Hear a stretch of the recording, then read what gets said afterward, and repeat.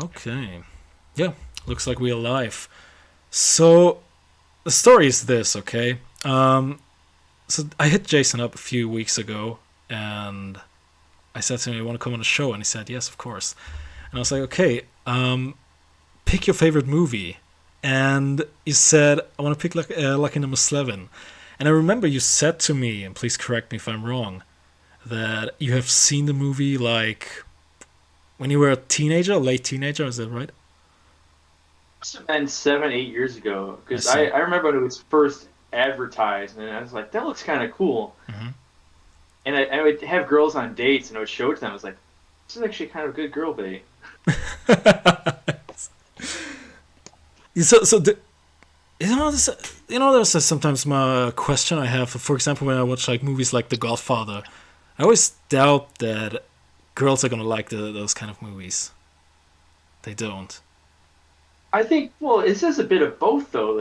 Hmm. Like look at the Bruce Willis character in the beginning. He's a con artist, a killer. He's a leader. Hmm.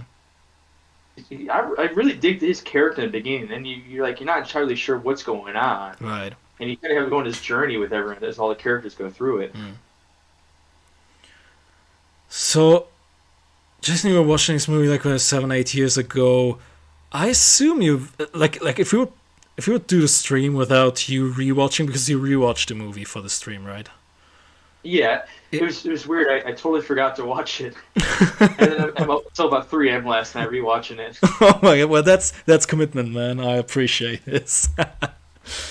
So the thing is, because I was rewatching it as well, and I shit you not, I believe I also saw this movie like 8 years ago. It was running on German television somewhere like 2 a.m. in the morning on some weird channel.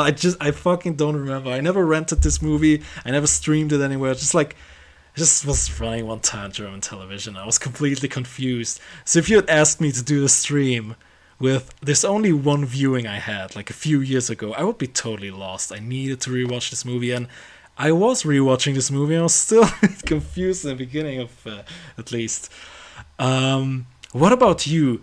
Because I asked you, yeah, it's your favorite movie, and I remember, again, correct me if I'm wrong. You said something along the lines of, maybe my view has changed since then because you said, yeah, back in the days I loved it. Maybe now, being a bit more mature, my view has changed. So did it?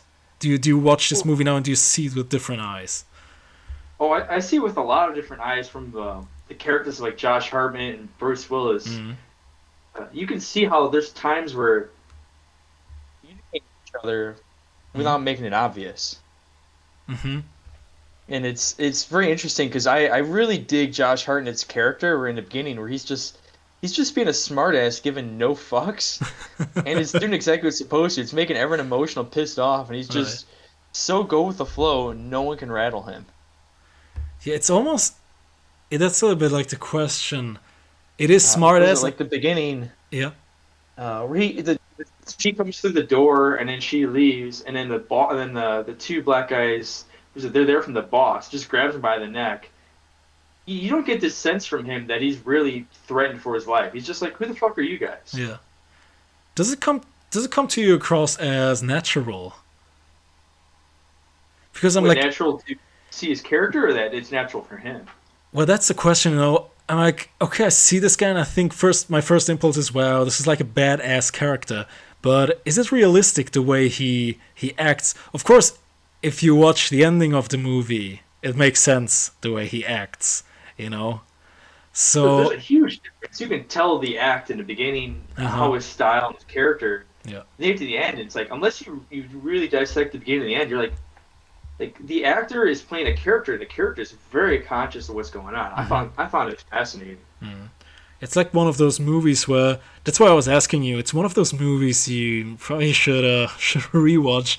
Then it makes a lot more sense. I'm not talking like Sixth Sense kind of plot twist in the end, but kind of yes, you know. It's kind of similar plot twist. Would you say you enjoy those kind of movies like with this huge boom? You haven't seen that coming stuff at the end. Oh, definitely, because you're watching him get threatened for his life in the beginning. Is Mm-hmm. he's like sort of hitting on Lucy Liu, and he's like, "Who's this cute neighbor?" Mm-hmm. It's like, okay, yeah, whatever. You get that. all right, yeah, you want sugar? Well, I'm busy tonight. Hmm. He's more like, my life is in danger. I can't date you right now. And she still just comes back and she just keeps Right. pursuing him. He's just like, all right, fine. Yeah, we'll do this. Hmm. Yeah, I remember. I was like, see what I meant by natural is, yeah, when it comes to those two hitmen who get into his apartment afterwards, yeah, it makes sense afterwards. But the way he talks to Lucy Liu's character and the way they interact with each other, I wouldn't necessarily say this is like 100% natural because it's almost, I could be wrong, but it's almost like too perfect. You know what I'm trying to say? Like the Oh, way they bounce off each other. that they're purposely performing. Like if you watch it too many times, what was it? You ever watch a movie so many times you have it memorized? You just predictable. Yes, I did. I'm guilty of that. Like if you're watching this, it's definitely like my thing was I'd somehow ask a girl if she'd seen the movie before, and if Hmm. she said she hadn't, I'm like, all right, I know what's gonna happen. Hmm. And I'd watch the movie with her, knowing that she'd still be in her mind that headspace of watching this the first time. She's like, he could have died. Oh my god, I care for him. He's cute, sexy. He's Josh Hartnett. Hmm. And then there's a love story, and now Josh Hartnett's a badass.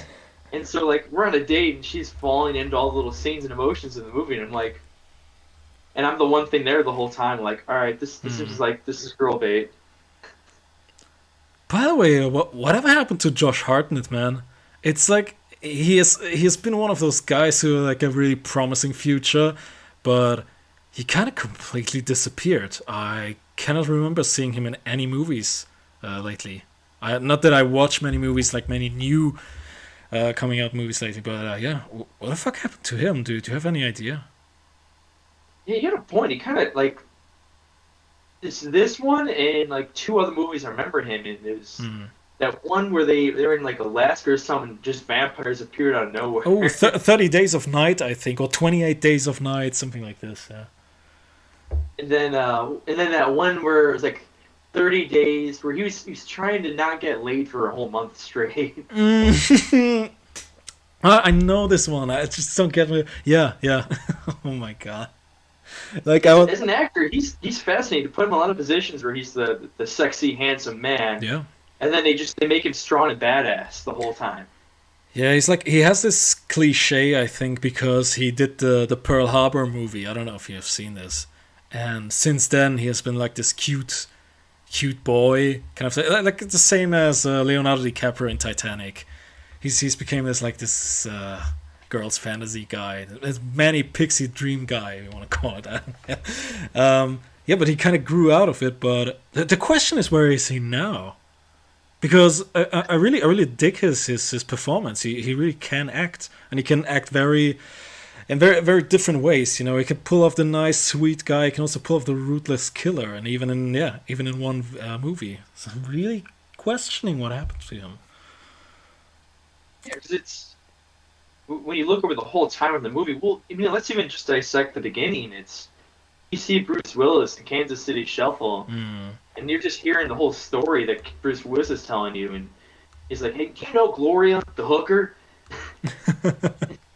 He's like, "You're not going to see storytelling like that in modern movies now. Yeah. Like, dude, that's she's not a hooker. She's a strong, independent woman." It's like, no, Right. this is authentic storytelling. It's supposed to be timeless. Yeah, and also like we were already mentioning Lucy Liu's character, and she neither comes across as like too smart as, but also not as too weak. She's just like someone who you really like her in this movie, right? Well, yeah, It's yeah. you come to the route. She tells you she's a coroner. You don't realize Mm. she's a coroner. She's going off these missions on her own, just casually conducting intelligence and wandering around the city. And you're like, who is this chick? Hmm. Yeah. To be honest, the first time I was watching this movie, or to be honest, when I was rewatching it, the way they banter each other, the way they bounce off each other in the dialogue, it's really like as if they knew each other for years already. That's the impression I get. They know each other for years, but what they're doing is they're doing like kind of a role play, you know? That's what I'm thinking. So it's because they almost bounce off each other too perfectly. But it kind of It works, always seems you too know. easy with the neighbor vibe. Mm-hmm. Because you bring up this point, they act like they know each other for years.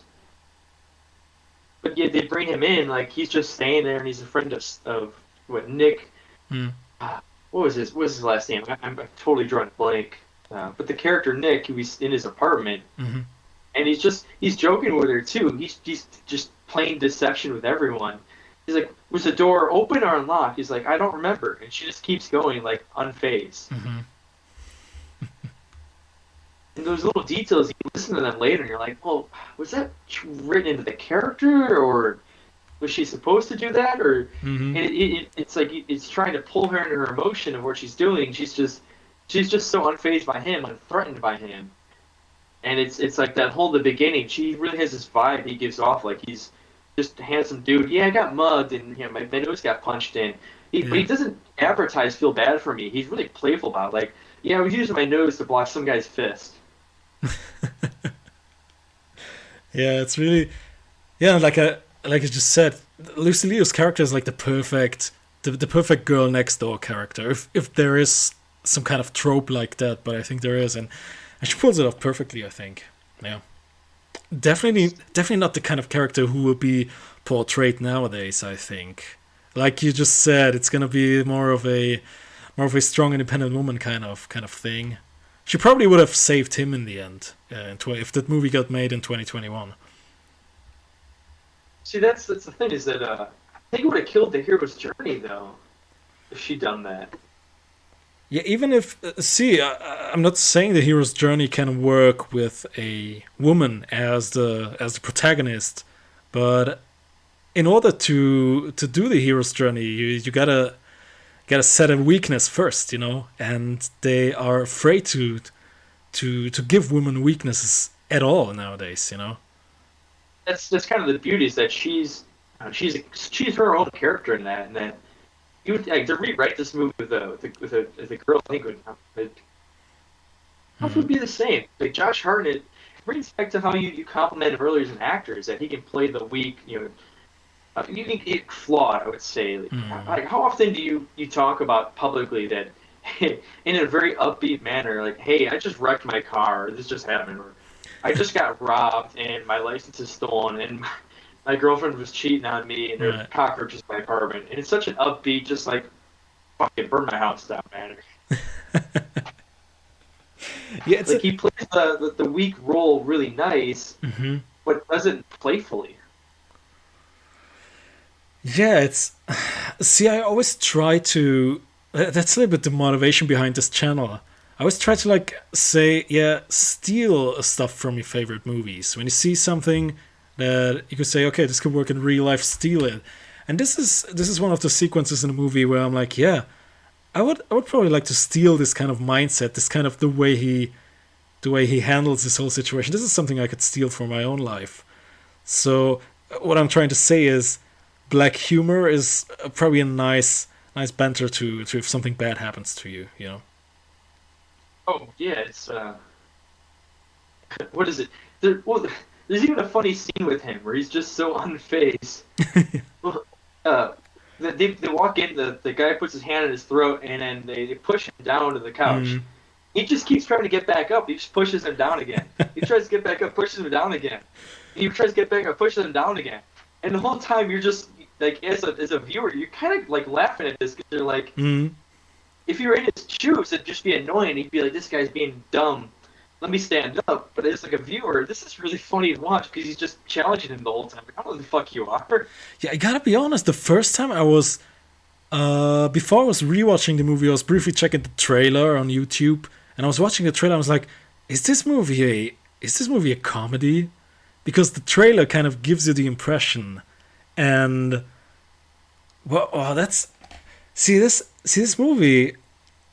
It's a marketing disaster, I would say, because what kind of genre do we have here? Uh, what would you say? I would say like a comedy. It's like, yeah, if you were in the marketing department of whoever published this movie, I don't know, it was like fucking Paramount or Warner Brothers, whatever. If you were in the marketing department, how would you say, if I haven't seen this movie yet, And he would say, "Hey, David, you got to check out this movie." I said, "What kind of movie is it? What would you say?" Well, you did one too. I want to check. Are we able to drop F-bombs on YouTube? Yeah, yeah, yeah. You go, man. So I good. want to make sure. Then we'll just slip because I enjoy, like you said, the marketing. Would you sell this as a comedy or a love story or a noir, like a family movie? It crosses a lot of barriers. Yeah, that makes it really hard for because obviously this movie hasn't been a huge financial success and little trivia on the sideline. This movie never saw a German cinema. This movie wasn't Yeah, actually this. It's yeah. I said it to you before the stream started that Germany is film culture over here is a little bit meh. And this movie never got published. It got published in Germany, but it never was like brought to the cinemas because people were seeing the title. It's hard to translate "Lucky Number Slevin" into German. It's how can I describe it to you? It's they didn't translate the title, and it was also very hard to. Yeah, that's a question I was getting to. How do you sell this movie to someone? You know? because even that's confusing. Like, all right, in a lot of film stuff, you can if your movie is bleh, you can sell it on the actors. But then that's confusing too. Like, why do you have Robin Williams, Morgan Freeman, Lucy Liu, and Josh Hartnett? Yeah. Like, where else have you seen all four of those people together as main characters in a movie? It's just kind of like a beautiful and confusing about this movie. Yeah, it's definitely like the that's what would say it's you see now that you say it, all those like famous actors in it, it's almost like it's almost like a shock for me to hear, oh wow, this movie never got published in Germany because yeah, it's like a summer blockbuster. I think came out in 2006, 2007. I think many people would have watched it, just based on the actors. And even like topping it, so we were talking earlier, pre-starting about the content-wise. Like if you look Right. at the cinematography or like the audio on it, or just those little aspects that as a Mm-hmm. creator you look at, there's really nice. So did this stand out to you as much as me? The visual aesthetics, every little step of the way. I'm talking like the style. Like you don't entirely know where in New York this is the whole time. Mm-hmm. So you said, yeah, I was just seeing that you like when you said on Twitter because I was putting out the tweet and you put it out as well, and you were mentioning actually cinematography. So, and that's a bit the question that I was getting to before before we started the stream, because you went to film school actually, and that's interesting that you see a movie in a very different way than, for example, I do, and you see this movie like you pay attention to stuff like that, like cinematography and all that, and yeah, what do you mean? Like, would you describe this movie as stylish in terms of cinematography? Just the beginning sequences. Look at the you get the vibe, but there's nothing that really gives you exact clues that they're in an Mm. airport. You see gates, but I can tell you I've been in New York. It's not an airport in New York. It's Hmm. just not the ones I've been into. This looks way too clean. Oh man. Not to poke fun at Poppy there. I know he's a New Yorker. Shout out to him, man. Um, yeah, it's like it has probably nothing to do. It has nothing to do with this movie. But the thing that comes to my mind when it comes to stuff like that is, if you have seen it, the Dark Knight trilogy, and they did this very sweet thing with. You said you came from Chicago. Probably have seen a few things there that you recognize. Well, even Dark Knight, like there's special scenes in the Dark Knight trilogy. Uh, so not many people know this, but there's scenes where it looks like they're underneath in a tunnel and they're going straight. So it's where he's taking it from the jail, and they got a semi trailer. Mm. They're in the SWAT truck, and a semi trailer pulls up next to them, and they're underneath this little area, and it's like really confined. Hmm. And they're like they have nowhere they can go left or right. They can just go straight and go fast Hmm. if there's no traffic in front of them. Well, that's Lower Wacker Drive, and in Lower Wacker Drive, there's always traffic, and you can't just fly through that speed. So, like, as a person who's lived there and been through that, I'm like, that's not real at all. that was the first thing I was thinking about when you said earlier that you lived a few years in Chicago, and I was like, oh, I need to know what was real in in the Dark Knight and whatnot, and yeah, interesting to hear that. To be honest, I was rewatching this movie. I was rewatching Lucky Number Slevin. I didn't even know this was playing in New York. I swear to God, I didn't even know this was like taking place in that city. The coolest thing that vibed at me is the apartment. Like watching this recently, is just look at the wallpaper everywhere.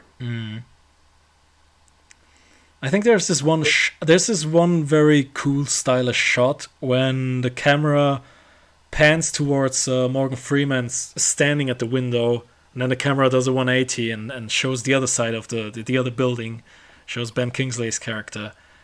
That's a little bit where you get like a skyline shot and might give you the impression, yeah, you're in New York. But I was so overwhelmed by the dialogue and by the complexity of this whole movie. I was like, oh, what kind of city are we in? I don't know. Well, it brings me back to, so when I was in film school, they had us watch. This is our present for Thanksgiving. They had us watch Stop Making Sense with the Talking Heads, where they're playing live the whole time. And it wasn't until after we watched the movie, and we were just amazed by both the sound, the performance, and the presentation, because in film school, we had like a really nice theater and 5 moments surround sound. We're just like, it's a brand new school. This was like royalty at the time. But we're watching at the end, our teacher, who's just excited and full of energy and happy that he showed this to us, and he's like, did any of you guys notice there weren't any logos anywhere on stage and not a single bottle of water? And it's like having, like, he would have us watch movies and point those things out. And it's just now it trains my mind to just catch things like that in movies. It mirrors a little bit your pinned post on Twitter. Yeah. Doesn't it? Like, pay attention to the details or to your environment, to your surroundings. It's something like that, isn't it? Oh, definitely. Well, in Chicago, I started getting into really doing photo there in landscape photography. And I lived on the South Side for like 9.5 years. And don't get me wrong, I love the food in the South Side. There was just a lot of very unique things about it because of it being the South Side, and not everyone looked at it the same way, like as a money pit or a way to make money. Because there's a common trend that you'd have these old, beautiful, 4th floor buildings, apartments. They have a nice style to them. You could tell they're built like 100 years ago. And it was originally, the neighborhood I was in was this Czechoslovakian and kind of German neighborhood. And it had this really interesting architecture style. Each one looked a little bit different in its own way. And then instead of just simply tearing them down and simply gentrifying and rebuilding them, people would like spend $100,000 on building a property that's just about to fall apart and put another $400,000 into repairing it. They just looked beautiful. They bring them back to life. So it really gave me an appreciation for a little bit of details and was visual aesthetics. When you said, and I know this personally, that you have this background of photography as well. You're a professional photographer. Where do you draw the parallels to film and to cinematography? Because you said this is what's important for you when it comes to personal taste and to photography. What makes cinematography good cinematography for you? And do you see any parallels to actual doing photos with a camera? So that one's different now that I do photo versus when I went to film school. Is the beginning scene when the boss's bookie gets murdered. Right.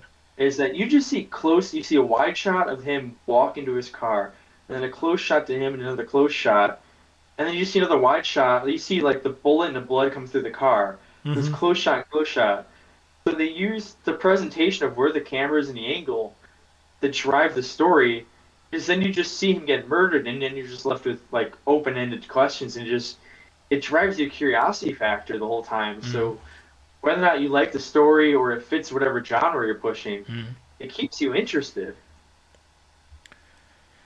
When you think of cinematography, is there any... What's the first movie that comes to your mind except Lucky Number Slevin? I mean, we talked about sound, and you said, yeah, Wall-E and Star Wars, George Lucas, all that stuff. When it comes to cinematography, what's the first thing that comes to your mind? First movie? This is a tough one because I like a lot of movies. I've really studied a lot of content. Oh, we got time, man. I'm going to go a little dark on one that Sure. I'm thinking I have faith that you know of. It's called Requiem for a Dream. Yes, yes. I don't want to go down a dark alley though. It's a dark movie. It is. So what's your... But Yeah. in Requiem, there's that scene where they put the needle in the arm, Mm. and then they like take a shot, and immediately like a frame later, it looks at like the heroin needle, and then a frame later does this, and a frame later looks at the eye going big. So it's just Hmm. within 30 seconds, you know exactly what he's doing every time. Yeah. Yeah, it's...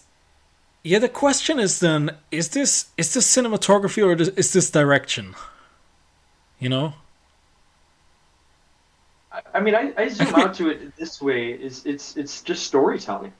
yeah, I mean, maybe I'm nitpicking. I was like, this is a German thing. You have to forgive me, it's like, but yeah, I'm always when I think of those shots, and of course that's like one of the memorable shots of Requiem for a Dream. I always think like, was this the director's idea or was this from the cameraman? That's a question I'm thinking about. So, and this one's a very personal one to me. I don't like Loading, but I'll talk to about it. Is Mm. in film school they gave us a project to find someone who's professional in the industry and is doing what you want to do, Hmm. and reach out to them and see if they could just have a chat about what they're doing and how they got into what they're doing, and what their recommendation is for you. Mm. So I didn't know Requiem for a Dream was till like literally a month and a half into film, or a month and a half before this project, and someone told me about it. And I watched it, and I kind of fell apart to pieces on the inside Hmm. as I watched it. Because that movie will do that. Mm. But then I was just amazed by how it felt so New York. So I decided, I found a way, and I brought up the idea like, I want to reach out to the guy who did the sound design for this movie. I want to see what drove him and helped he come up with it. Mm. Well, and next thing you know, a part of the project in the class, 2 months later, I'm on a phone call with the guy who sound designed it. From doing an hour phone call and information interview, becoming like a 4 hour phone call until like 2 in the morning. And he's just telling me how he used to like tour with Trent Reznor, and this was like his third feature film he'd ever done. He had no idea what he was doing. He was just screwing around with things and just see what happened. It was like it was a fun project. It was just like that reality check that if you know Mm. if you put the seed out there and you follow it, it might actually happen. Hmm. Oh, that's so cool, Uh, man. Wow. like example for in Requiem for a Dream where she's Sarah Goldfarb, she's getting hooked on these uppers. I don't Mm. know what they are. I just know she's on drugs. Yeah.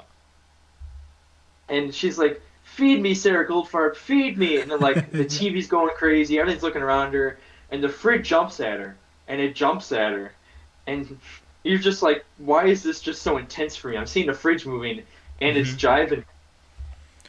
Well, so I was talking to Brian, and he told me he just had a metal garbage can on the street, and he would just jump it in movement with the fridge jumping, and he just sequenced it so it would just rattle and scare the shit out of you. Mm. And he just had like a conversation. He's telling me I did these little pieces, and he's just like, I was just trying things out and seeing what worked. That's And so just to wow. hear that reality check from someone who was a professional or actively working in it Hmm. really opened my eyes. What would you say opened your eyes the most, or what was like the biggest aha moment? Was it like the simplest, like the way it was so simple, or so, you know? Were you thinking there's much more magic behind it? I'd say that it was so simple. I would say more so was trying and failing and just Hmm. continuing to try and see what you feel works. Because it is a creative thing. There's no perfect realm. There's no Hmm. perfect sound you can put in for that moment. You could put in exact TV going up and down, Hmm. but it may not be the same energy you'll get from it. Hmm.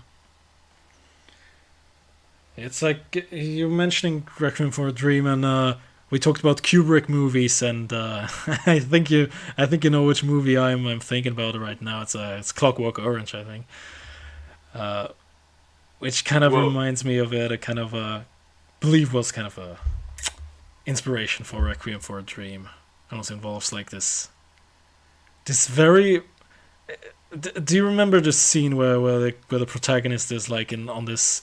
He's like tied up, and his eyelids are like turned upside down or outside. It's just really. And you know the sad thing is I cannot remember the sound design. I don't know if there's music played or stuff like that. I need to pay attention more to that. You pointed it out to me now. I want to see what the sound guys are doing now. It's weird. It's kind of killed and made it not so fun for me because like I can watch movies and I can just pinpoint if I was in the shoes of the person writing it, what I would do to help tell the story, and I can just like I can work backwards now. Mm-hmm. There's a way I could sell this and make a living. Yeah, would you say it's? Yeah, I said it ruined it for you. Um, yeah, I can see why. Is there is there an ever an experience where you watch a movie and you can like turn it off? You can like turn it off for 2 hours. You don't consciously watch a movie or you get lost into it, or are you always like a little bit? Oh yeah, I can see what they did there. I can smell the production. It's tough. If I don't like the story or Mm. if just something about the story doesn't drive me, it turns on even harder, and then I'm just like I'm finding some more and more reasons to hate this movie because I know how they Mm. made it. Mm. Is it just when it comes to sound, or also when it comes to cinematography, or script, or direction, or anything like that? I wouldn't say script direction or writing. I do study a lot of storytelling though. Mm.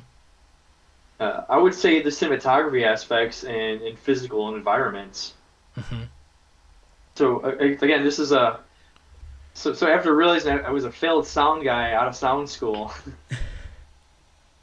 in the path to make money, so I decided to I fell into the events industry, and it wasn't the most glamorous thing, but it Mm. paid the bills. So there was one where I built this big LED billboard with a company in Chicago, Mm. and we put it all together, and it was in this big field on the west side, and you knew you were in the west side because we had the police involved, and there was pay, it was just there's you know, not tickets. There was another. We had the right forms to be shooting and everything like that. Film shooting, not shooting people. Okay, to be doing all that, and then in the middle of one scene on the first night, so we were shooting this film. They were doing all these scenes from about 8 o'clock at night to about 8 in the morning, Mm. and you heard a gunshot probably about 2 blocks away. And we already had a few police officers on set because we had permits and everything. Mm. And immediately you could hear within minutes sirens going off because it's like Mm. because we have permits, nothing bad is going to happen in this area. Right over, right wheels are squeaked. Oh my god. But it was a big piece because it was basically I would say it was about 60 feet wide by about 18 feet tall billboard of LED, Hmm. and it was just it's weird because I've been there and I've seen it. I could probably show you a picture of it when I was there, versus the final product of how it looks in the show. It was a part of this show that was short-lived called Electric Dreams on Amazon Prime, Hmm. and it was like a okay. It was kill others. It was something really unusual. It was like kill all others was the phrase, and Okay. it was meant to be vague and confusing. But there's just this big red billboard, and it's like there's this. I'm on set, and I'm watching them go through all these things, and then I watch it in the final route, and it's like I see a big red billboard, and I look around me, I see West Side Chicago, and the way they put together, and you just see this thing coming in and out. It's almost like a dream that it comes in and out, and it's sneaked in. It's really amazing that when they tastefully do things, like VFX is difficult. I give people credit who do animation to truly make it look real. That is Hmm. expensive. Mm. But the fact that they spent probably 200 grand to have this thing put out in the field for probably 6 seconds of usage in between his addition within the scene of the TV show, Mm. it just baffles my mind. Is like, if you truly don't think about budget and you focus on your story, those little details really do affect the story.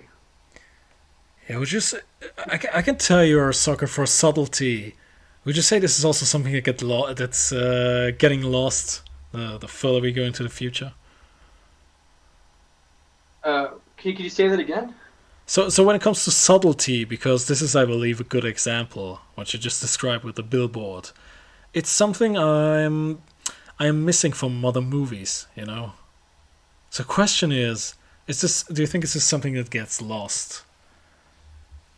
Oh, they're heavy to me. They're very personal to me. It's at least from what I see, and I appreciate those details that people put in more work. So I brought this up earlier. Did you see what I'm saying when I said the wallpaper in Lucky Number Slevin? Right. Every scene, look at the wallpaper, like his apartment, or like earlier in the scene where it shows him in another apartment, realizing his girlfriend's cheating on him. Like the color schemes everywhere are really immaculate, and it makes it feel timeless because it doesn't clue you in like the 80s, the 70s, the 60s, the whatever. It doesn't feel like it's trying to be another thing. It's truly trying to be its own movie. And now that you say it, it's really...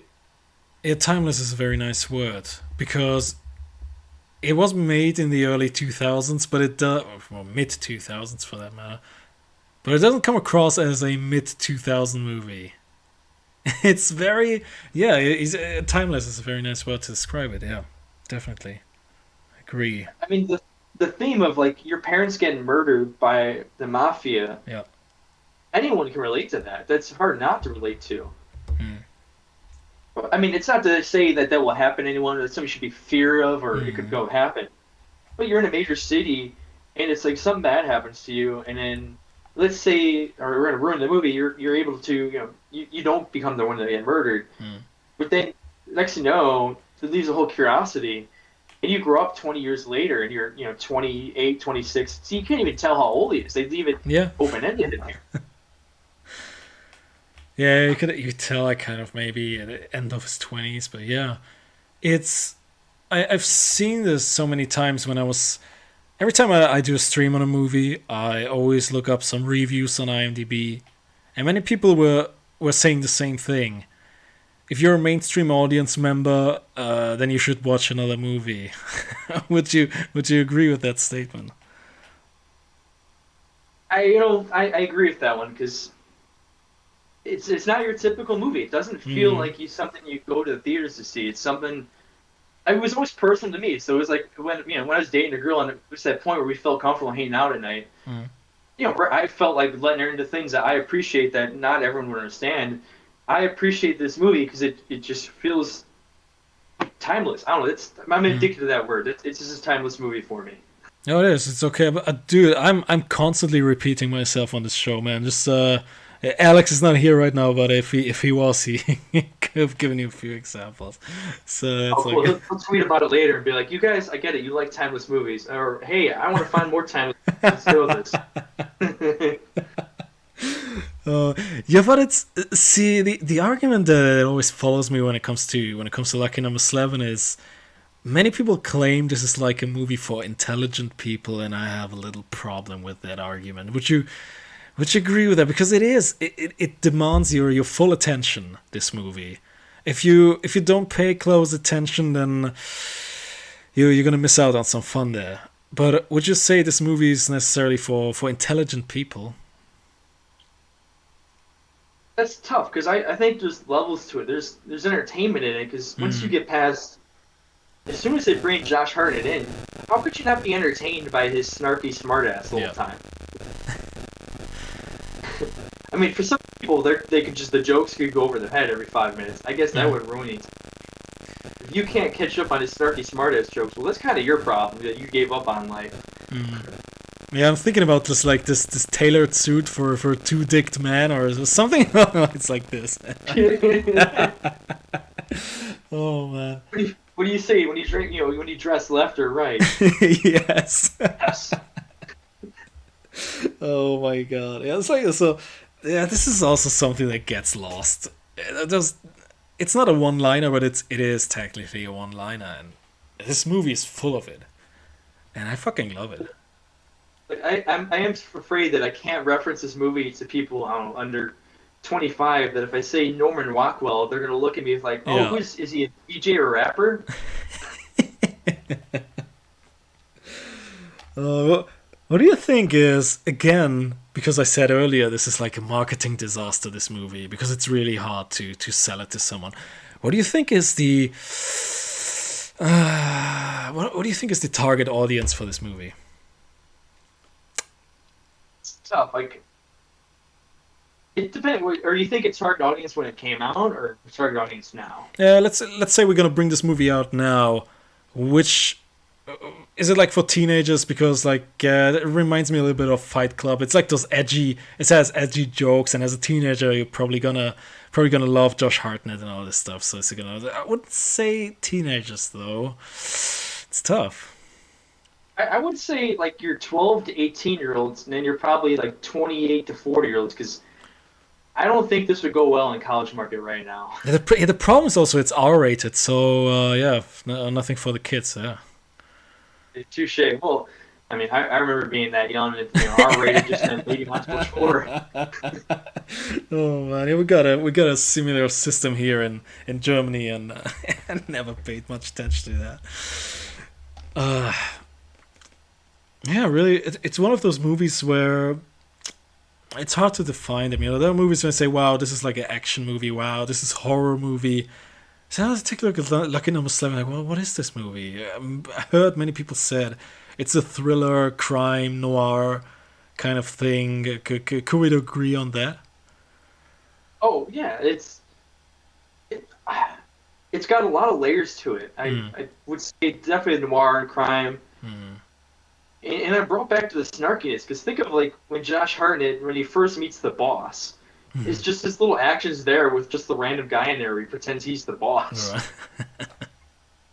Like, how can that not be funny? I thought he was you. Why did you think does he look like me? Where they're not touching at anything that could be like your typical answer. They're just playing along the whole time. And they're just like keeping it going, and then the boss is just like, "I will kill you. Don't you make me." Yeah, the dialogue is really someone paid close attention to it.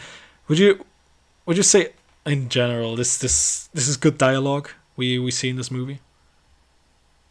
It's definitely it's addicting. Like, I love the dialogue because it's got that improv style with your awareness of what your character is. Because you can tell, like, once Josh Hartnett gets to the point where once he's about to go on the date with the fairy, his character shifts a little. Mm-hmm. I have to rewatch it because although it would ruin it for me because I know the ending, I know that he's planning this all. So tough. I need to pay closer attention to that next time. But yeah. If you're listening to this podcast, everyone, and you haven't listened and watched this movie, just watch it anyways. Yes, yeah. It's I think if someone would listen to this podcast, haven't seen this movie yet, completely lost. We're casually advertising. It's got great cinematography. Like, there's scenes in it where you're just like, how did they get the camera to do that? But it really gets the focus on the people, or like, just look at this style too. So his clothing kind of reminds me of the recent movie The Gentleman. I'm lost on that one. Did it came out recently? All right, you got to see the movie The Gentleman. It was made in London, and it's got a theme style to it where everyone's dressed really classy and stylistic, but you don't see like Armani or Hugo Boss look the whole time. It's very well tailored. So after he dresses himself in the apartment where he's actually got clothes on, he's got this like sweater and his shirt. It's like really well put together male, and it all seems like it fits him well. So it kind of, this is another aesthetic that popped out to me that I'm like, you really, you know who his character is in the beginning. Yeah, he comes. I think it helps the illusion of him being actually innocent. It's definitely the hero's journey edition, because when the hero's journey starts when somebody's got like a white shirt, a pocket protector, and he ends it with a Dago tee on, or whatever you call it, undershirt, and like ready to go, and flip flops. Like it totally just shows you where your character is, was and is. Because towards the end, he's got basically a suit on, and he's just got that his broken nose, and his eyes just look dark, but it carries him the whole time. Now that you say it, yeah, it's now I gotta ask you: Did you see did you see the ending before it actually happened? Could you anticipate it, or were you also surprised at the end? Because the end completely blew me away. I was like, oh, I did not see that coming, even though it was pretty obvious now retrospectively. Did you see it coming? Not necessarily. When I first watched it, when I saw them kill the fairy and all that, it's just like, okay, this is getting good now. Mm. But that's my action-loving, addicted person. It's like, all right, why is Bruce Willis in this movie? What is Bruce Willis going to do? Mm-hmm. He's got that character going. He's going to do something pretty awesome. Yeah, it's another one of those like surprising elements, because at the end it shows that it's also as this person who has like mercy for this little kid, but you don't anticipate it, because the first thing you see of Bruce Willis is he's this like stone cold killer, and it's like such a nice surprise in the end. It gives an interesting vibe when he just stone cold killer, ready to go at any moment, Mm. and he doesn't leak that energy. He doesn't leak the signs of his emotion in any way. Mm. And you could see it, Josh Hartnett in the beginning. He's just like he's moving around. He's got his arms. He's so uppity and ready to dance that you don't sense it from him like anything's about to happen Mm-hmm.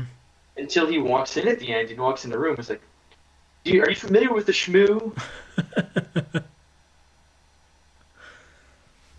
Brilliantly, yeah. It's I gotta rewatch it now again. I want to see if, because the thing that like draws me to watch it again is there any scene where the director, where the actor kind of, we can kind of see he slips through it, the truth slips through it. Like, we as the audience see like, there was a clue that he actually knew all along, you know. Well, and another thing that I'm not sure if you noticed, but I thought was really cool. Mm. It told you what was going on without telling you. Remember earlier in the movie where he's in the boss's office. He says, "Don't move that knight there. He's totally gonna get you in 3 moves." Mm-hmm. And the boss is like, "He's gonna let me win. They always let me win." Mm. And he gets in a conversation with the boss. If I beat you, I think it's gonna take me a week to kill this guy. Mm-hmm. Then the boss is like, 3 days. If you win, I'll let you.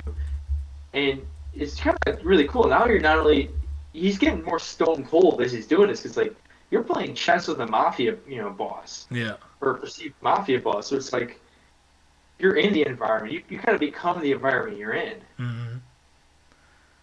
Yeah, also what I'm interested in is paying close attention to how Josh Hartnett's character, for example, behaves when there's this one scene that sticks to my mind, is when his family gets killed by Bruce Willis's character, who formerly was engaged by both the boss and the rabbi, because previously they worked together, right, before they had this argument or whatever, I don't know.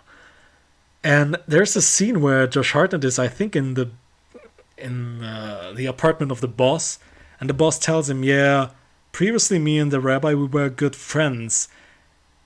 And that's the reason. That's the moment where I want to see Josh Hartnett's facial expressions. If there is anything slipping through, I don't know, because this should be the moment where you say, "Yeah, I know that you guys work together. You killed my family."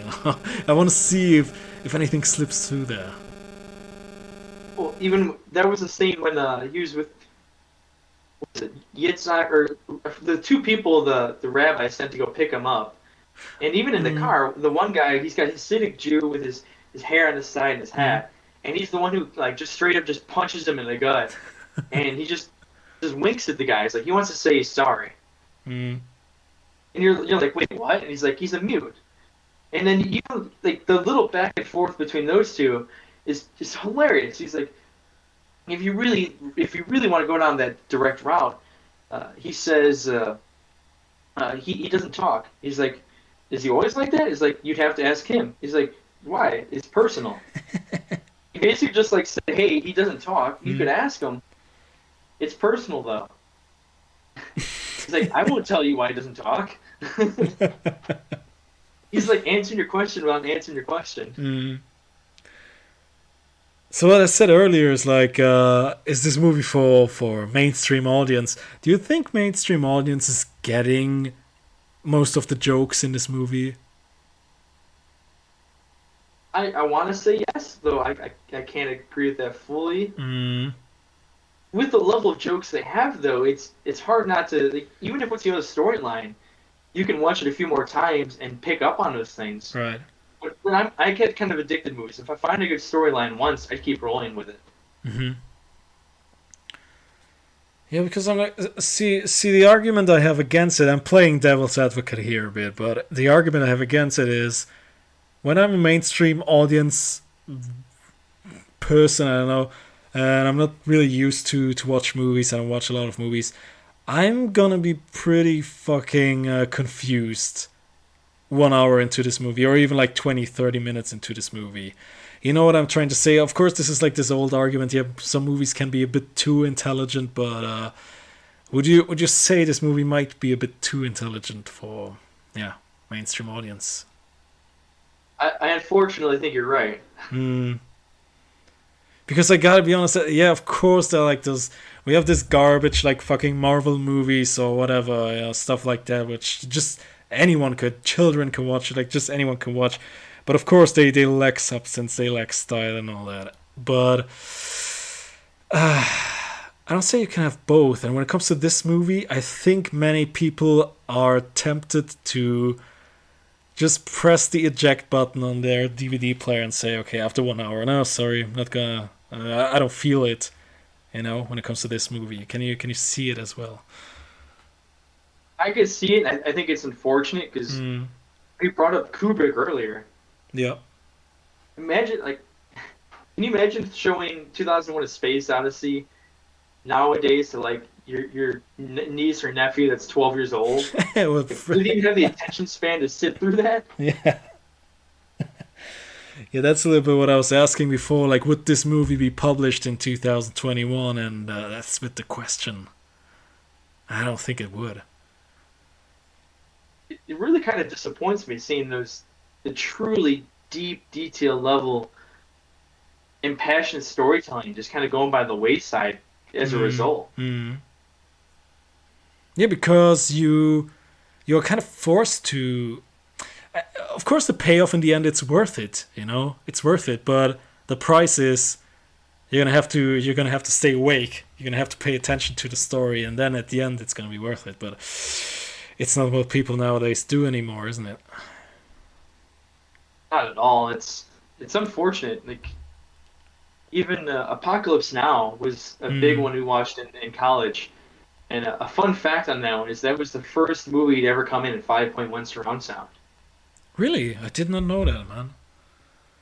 And there's fascinating details behind how they came up with like the sound for that. Because remember, you're told to come up with a movie in 5.1 surround sound. Mm. You're given these tools. You're just like, well, creatively, what the hell do we do with them?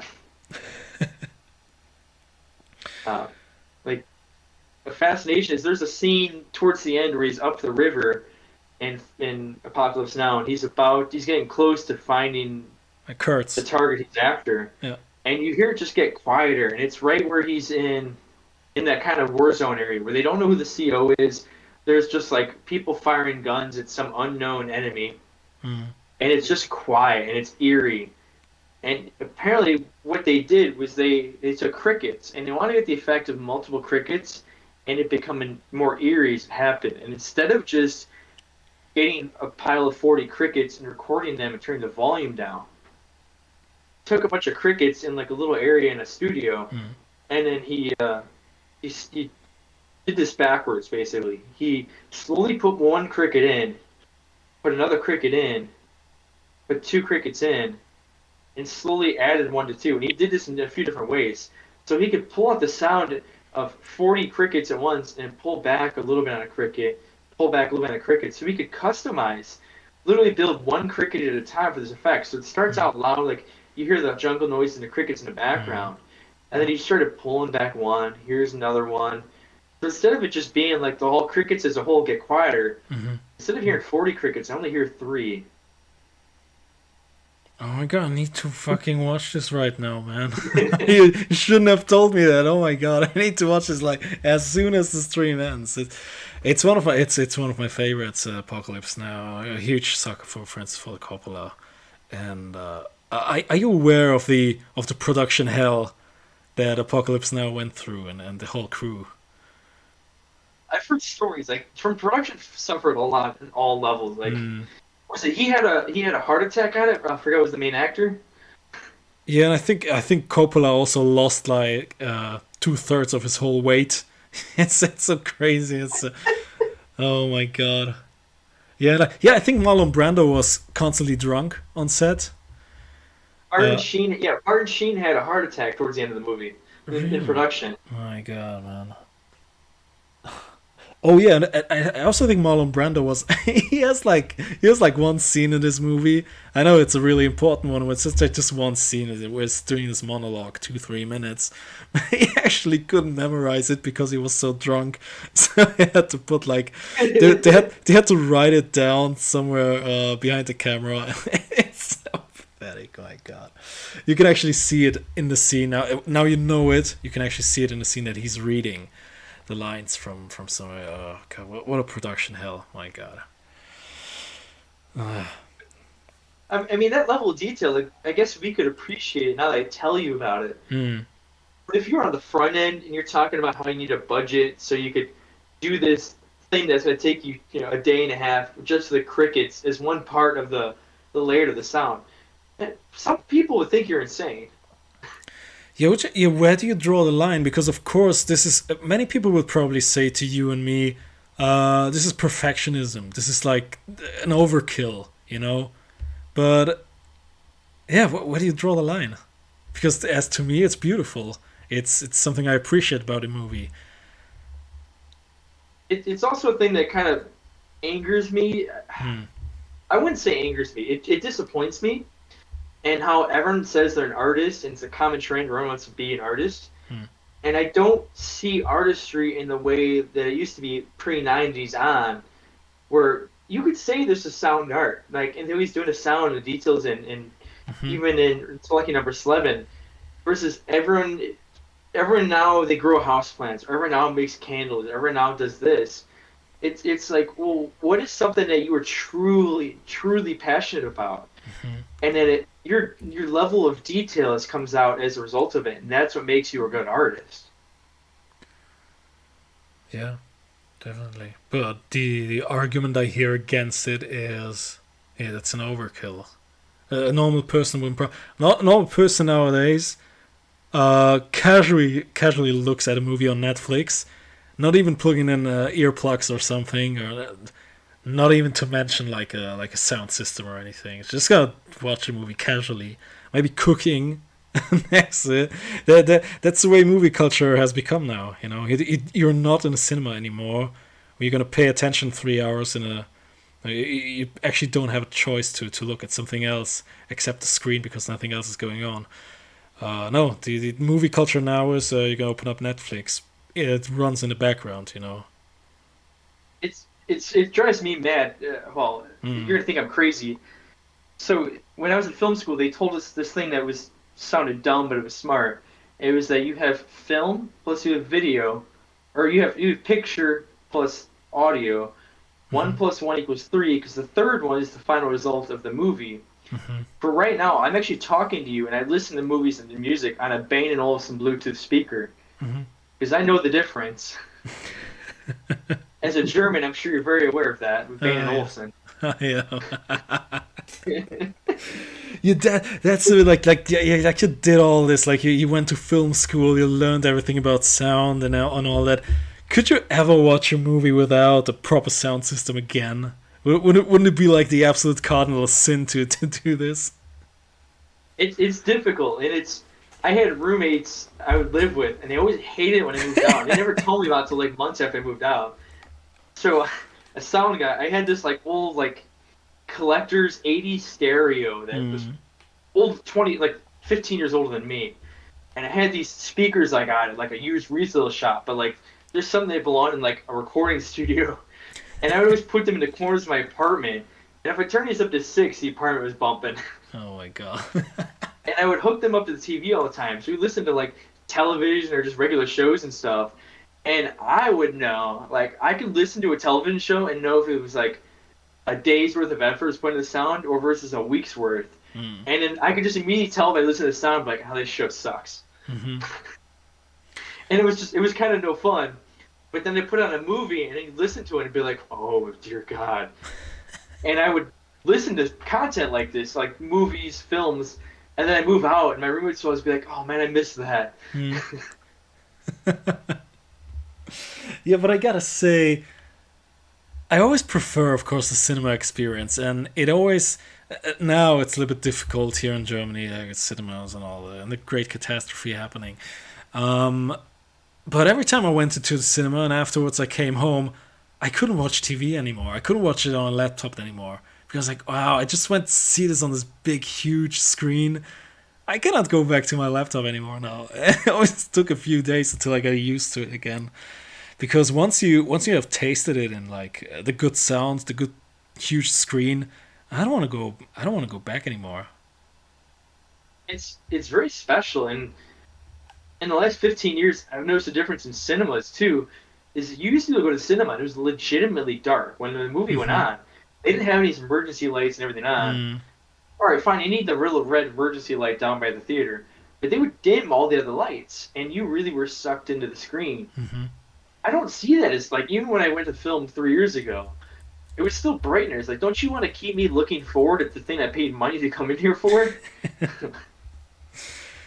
Yeah, it's the same here. I've actually never been to a cinema which is like completely dark here like it's Germany, dude. It's everything is about safety. I have like 20 green lights with those exit signs. Actually, it draws me out of the experience so often. It's uh, yeah. But I miss it. I miss the cinema. I miss the experience watching a movie for the first time with other people who watch the movie for the first time. It's always something special. And yeah, what would you say is like your favorite cinematic experience? Or do you have like this one movie you went through and say, wow, this was inspiring. This was the cool crowd and everything.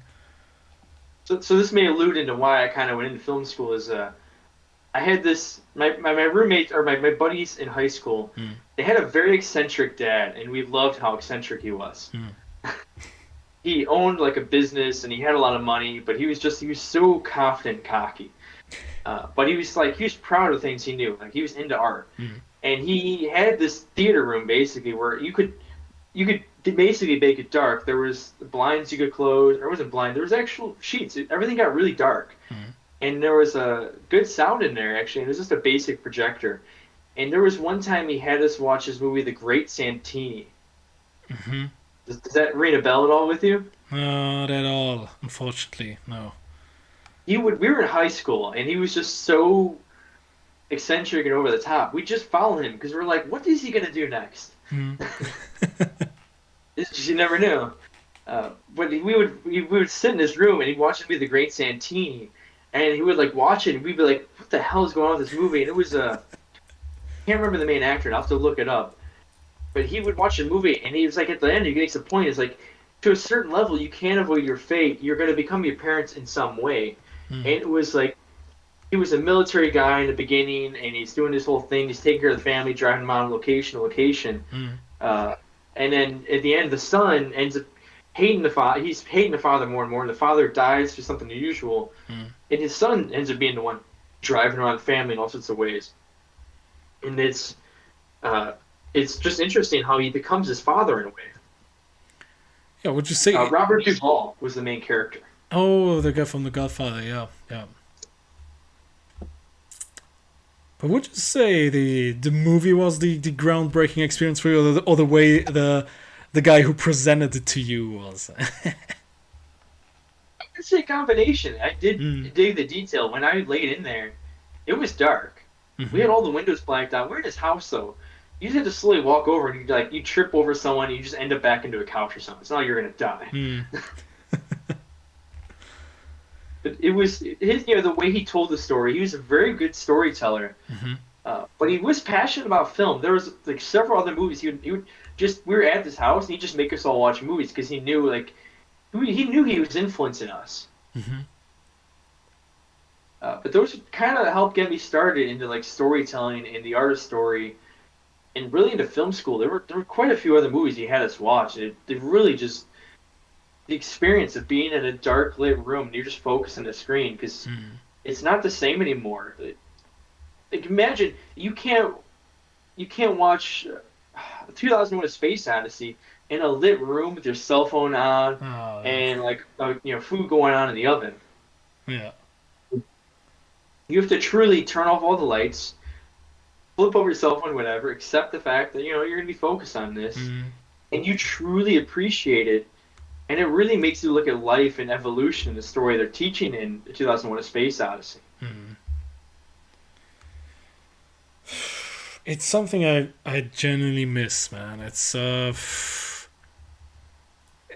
kind of a culture that it's dying out some way, as cliched as it sounds. But you mentioned cinema has changed. Like apart from everything moving to Netflix now and everything becoming a sequel and a series and all that, what do you think has changed about cinema the most in the last, let's say, 20 years?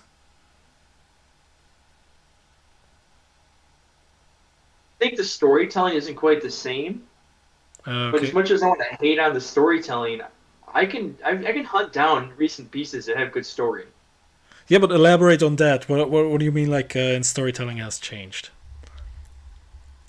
You can tell they're reusing original stories. Like how many Fast and the Furious movies are there Hmm. now? Hmm.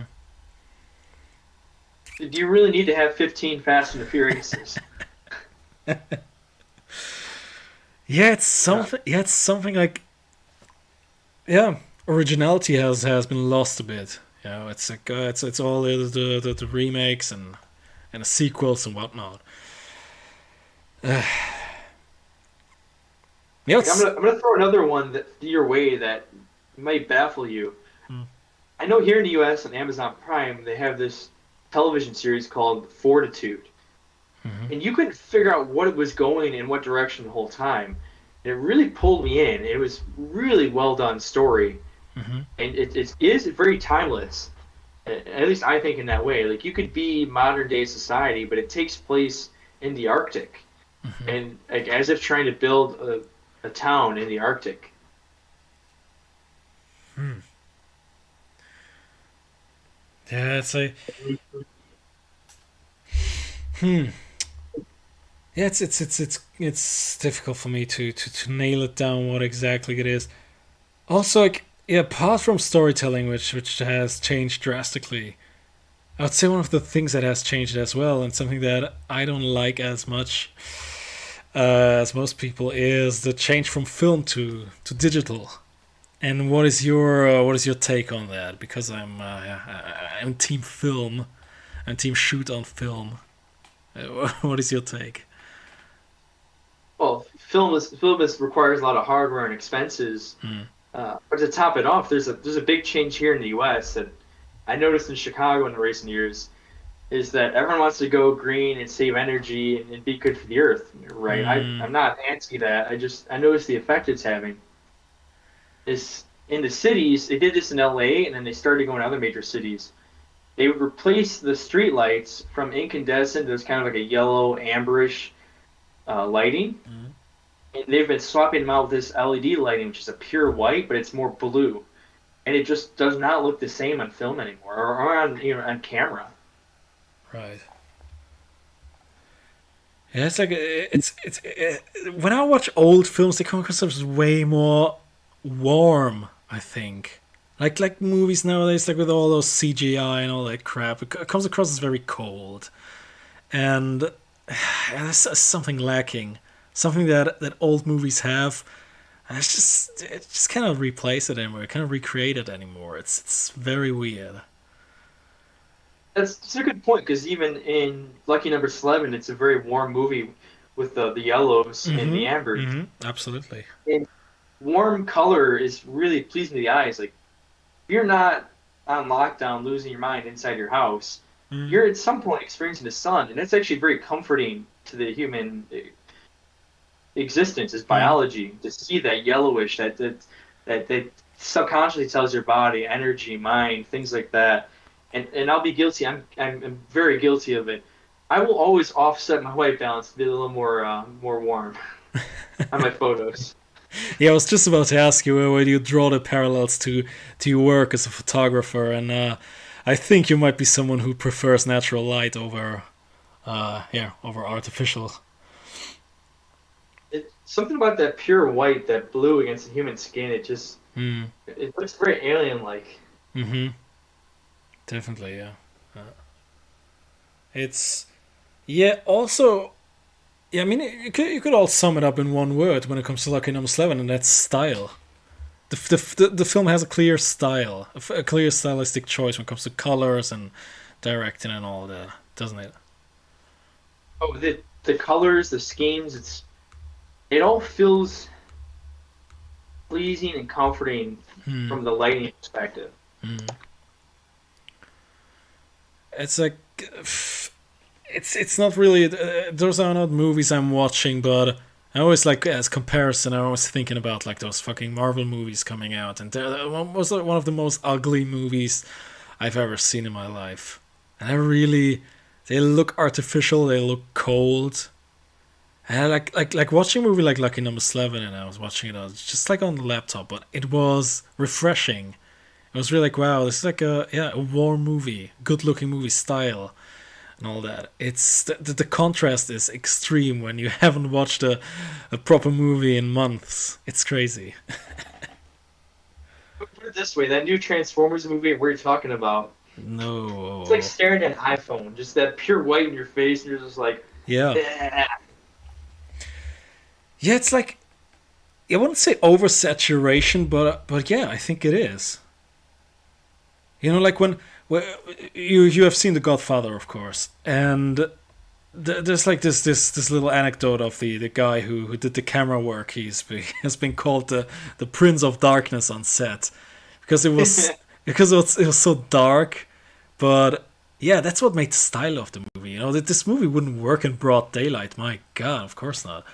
So yeah, that's like every color has to be represented. It has to be bright. Everything has to be seen. That's kind of like what studios go for. Not only with pictures, but also with sounds. Like film music also used to be very subtle, very melodic. And nowadays you have the Inception horns in every fucking scene. It's just like brrr, every time, you know.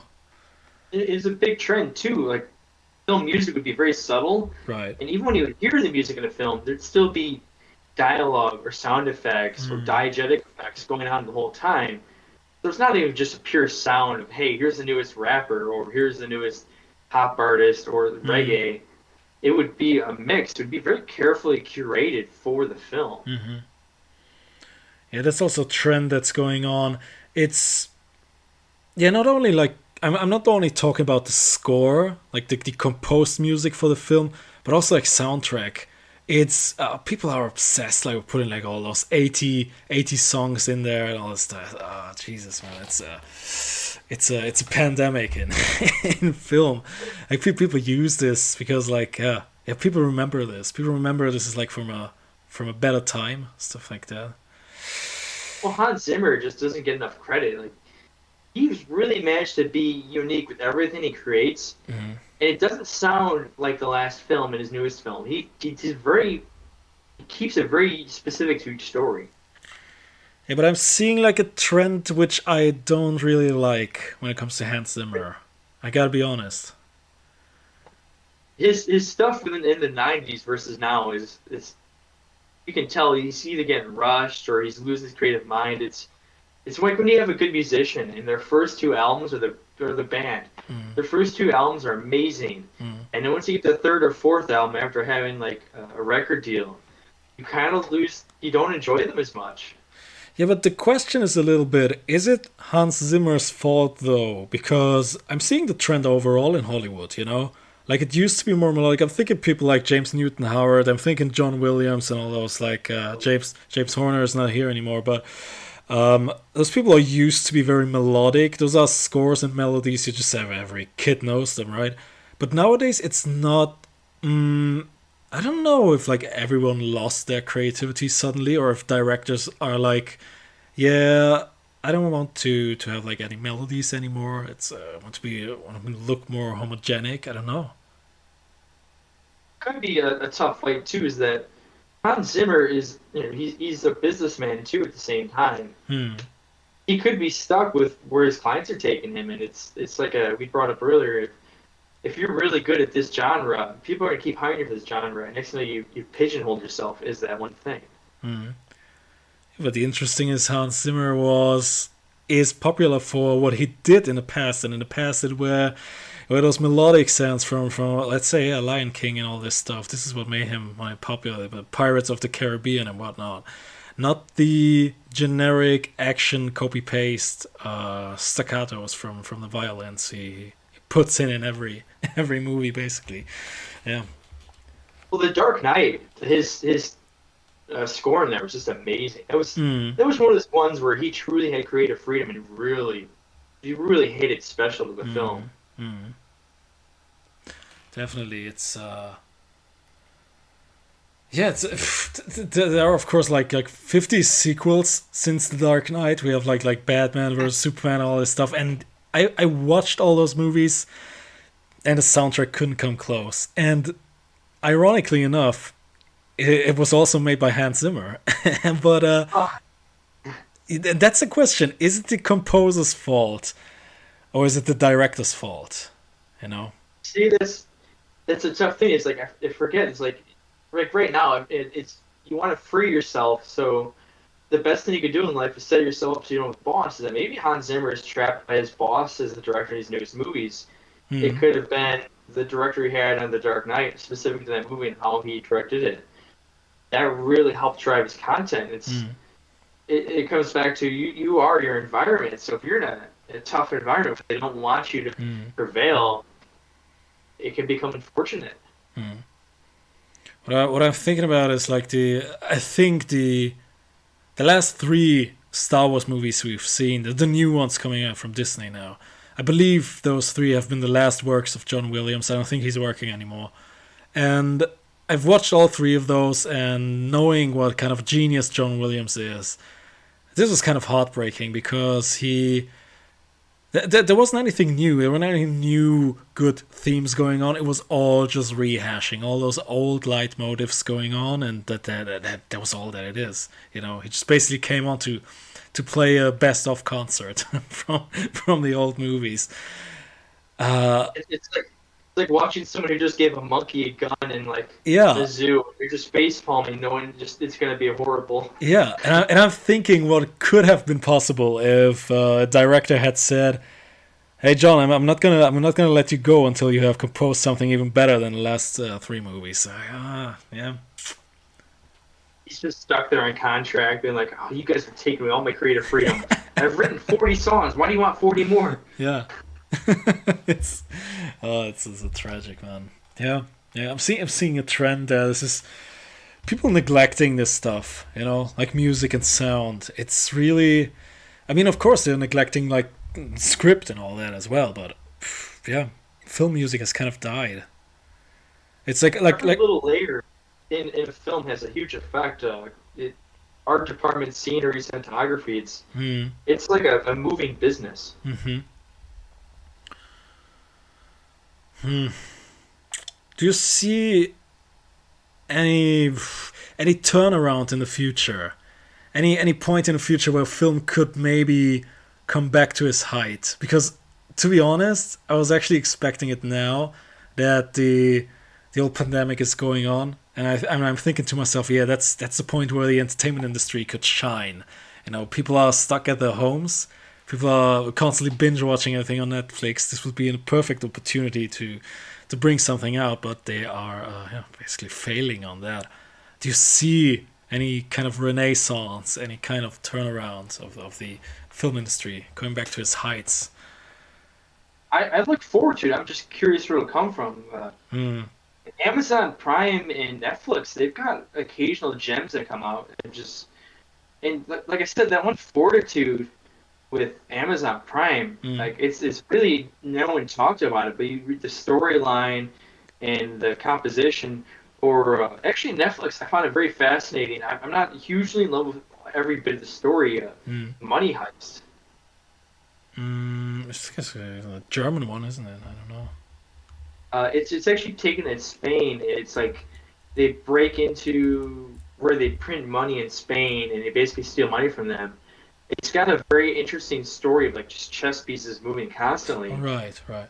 But the music is actually pretty good, and there's some interesting things in there. It doesn't give me full faith to like Mm.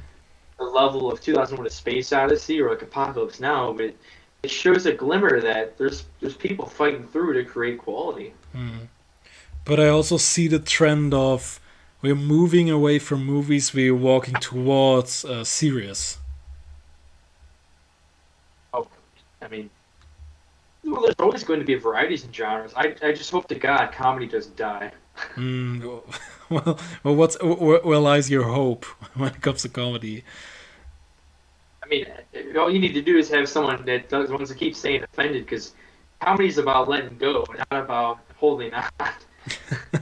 You find your own flaw and you point at it and you enjoy that it's a flaw and you move forward. Mm. It's tough, you know. When it comes to comedy, do you have like any director, any favorite director you're thinking about? I wouldn't say that because I like the casual comedy where it sneaks in, like his smartassery in Lucky Number Slevin, or Mm-hmm. the things where the comedy is a part of the movie. Where there's scenes in here where you could have people want to destroy and rip on it because of the dialogue, Mm-hmm. but it's that snarky little bit of humor where you're like, what did you just say? Like you got to double take at it, and it's like it's keeping you interested. Right, right. Yeah, it's really like I see the trend rather going to black comedy than actual comedy. Because actually comedy nowadays is Adam Sandler movies, basically. That's Yeah. that's almost At people. some point, Adam Sandler's going to retire or decide, he doesn't want to do it anymore. I hope. Yeah, yeah, just keeps on doing all the same. Even though I don't know if you have seen Uncut Gems. I think it's on. Oh, that's powerful. It was the. I think it came out in 2019 and was, I believe, the biggest surprise to me I've seen that year. Wow, I wasn't expecting that at all, and especially not from Adam Sandler. That movie was a absolute blast. Jeez, It was his character in that, and the seriousness, and the way he tries. Like, there's grimy levels to his character where it's like you understand the character that exists, hmm but at the same time, you're having a hard time realizing that this is Adam Sandler playing the character. hmm Jeez, this guy can actually act if he's being given a proper script and proper director. Jeez, man, just thinking about this movie is like if I had to describe this movie in one word, it would probably be anxiety, Yeah, stress. yeah. Like what a gem. It's no pun intended, but yeah. Oh my Because god. the whole time I watched Uncut Gems, I was like getting angry. I'm like, this movie just calmed down. Yeah, it's really stressful to watch. But oh my god, my god. Very good. Yeah, occasionally you're right. Occasionally there are like gems coming out, but that's a little bit what makes me sad. Occasionally gems coming out. There used to be a time when like Oscars were actually a thing back in the days. Like Oscars actually meant something. You could get an award for really nailing a character versus just because you're the person they like this year. Yeah. I used to watch it like really religiously. One of those few idiots in Germany who stay up until 3 a.m. or something, just so I can be able to watch the Oscars. I used to watch it every year, and I quit 2 years ago. Just not interested anymore. Kind of lost it. Yeah. That's dedication because I didn't know when they were on and I saw them on. I'm like, I'm glued. I was so checked out from them as a kid. I didn't appreciate it. And then I got into college and I was like really into film school. I'm like, oh, now I see. Mm.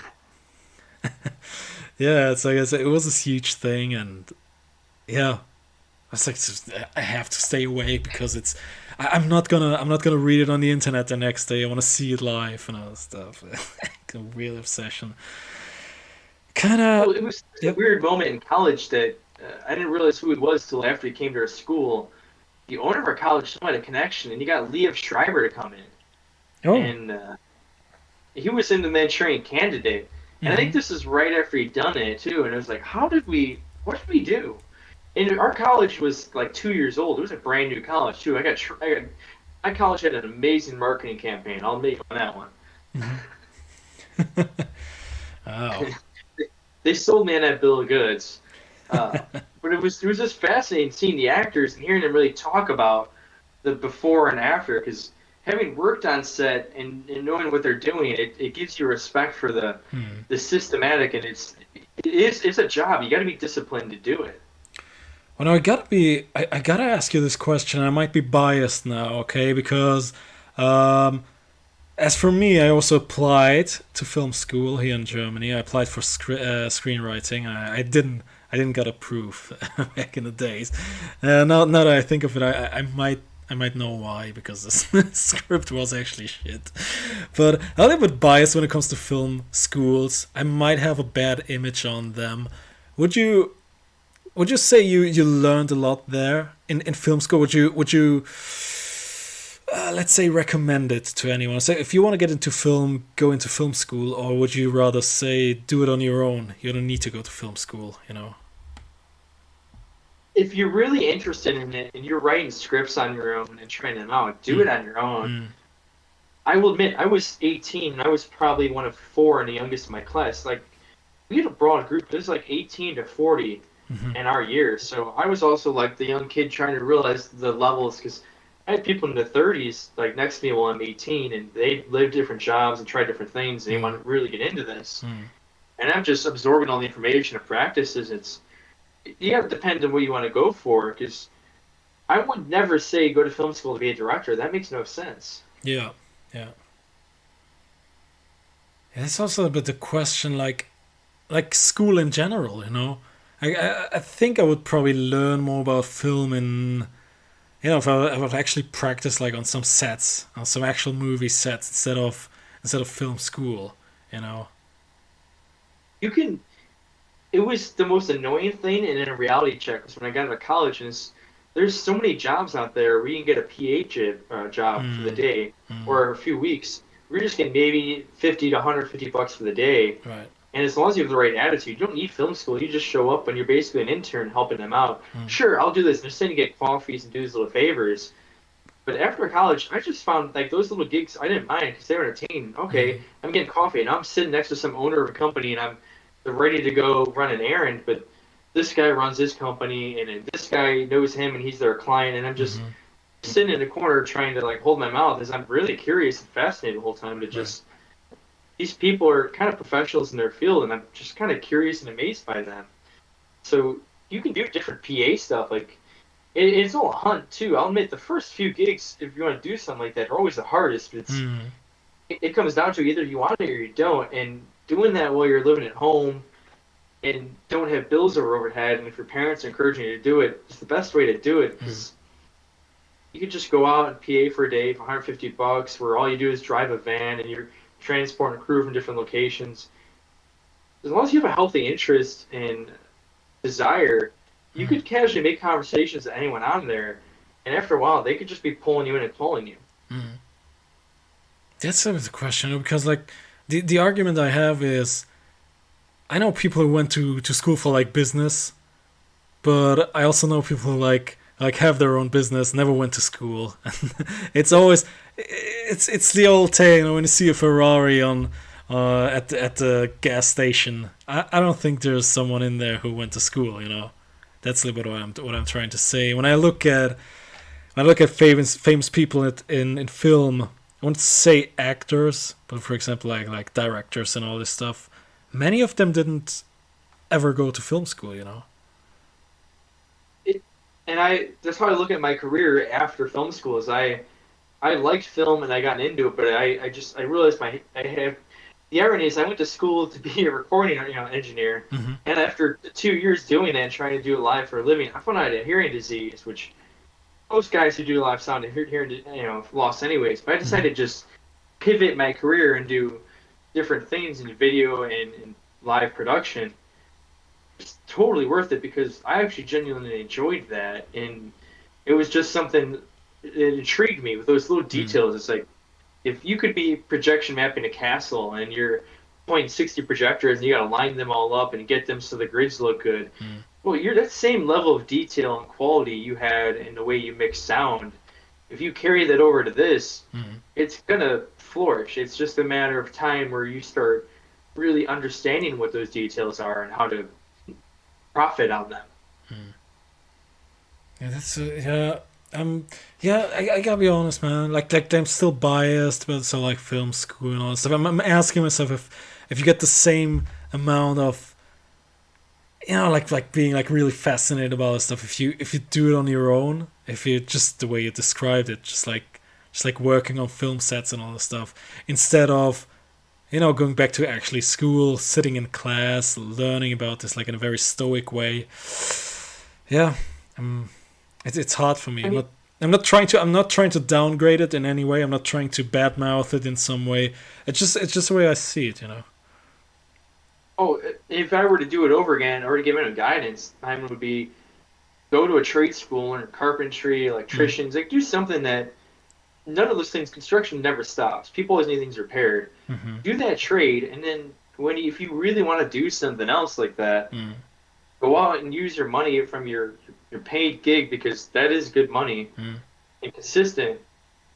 Use that to buy a camera or two and just experiment and do things with your friends mm, and just start filming and editing. I know I've met so many guys that they're really good video editors mm, because they have the attention span and they love sitting down and editing it. And I've told people I don't have that attention span to truly sit down for long periods of time and edit.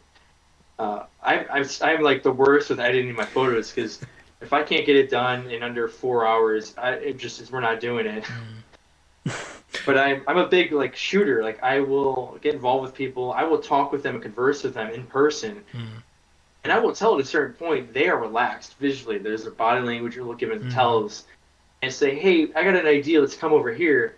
And they feel relaxed in their own skin.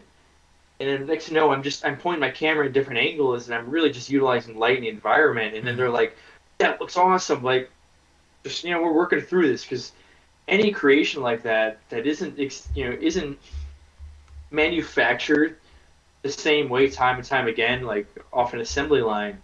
It's gonna take a little bit of time to truly create. I'm thinking like when I draw the parallels, you're actually camera guy and a director, so to speak, when it comes to photography, right?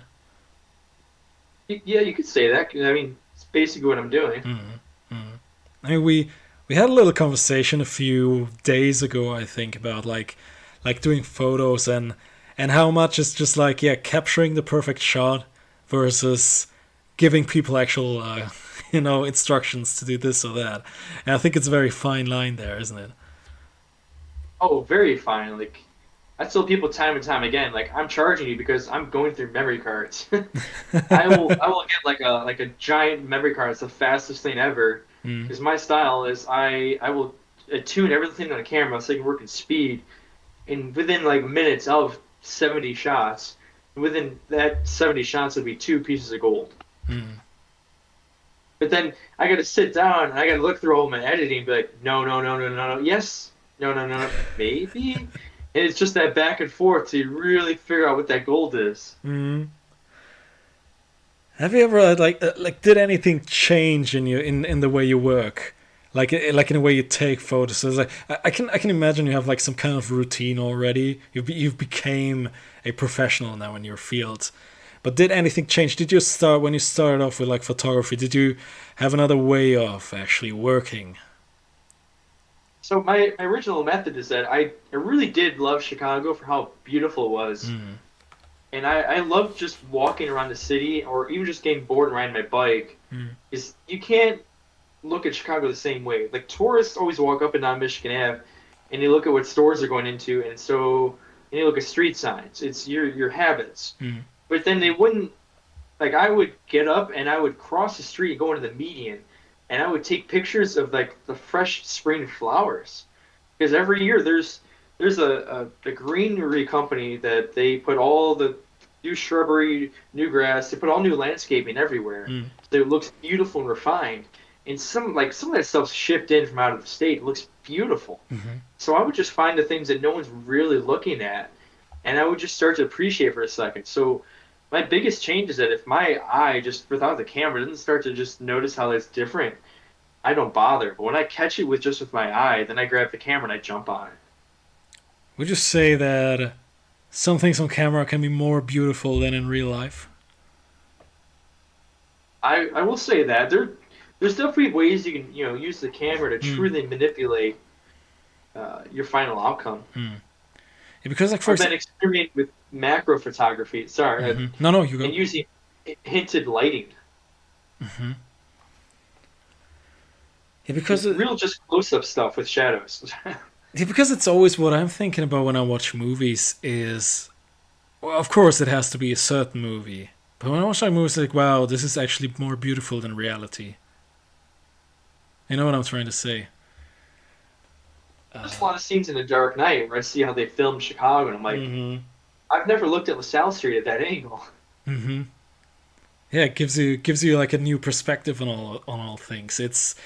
Uh, it's of course like also the pressure of what you're about to capture. It has to be perfect, because it's going to be on film and it's going to be in the cinemas. It's going to be on Blu-ray and all that. This shot has to be good. If you look at it with your eyes, it's okay. It doesn't matter. You just blink and go away. But if you put it on cam, it has to be perfect, of course. And yeah, it's interesting to see stuff like that. Well, perfect or suitable for your final outcome Right. is that I accept a lot of my stuff's going to social media Mm. versus doing landscape shots. I've been shooting more landscape shots as I get the opportunities when I do travel.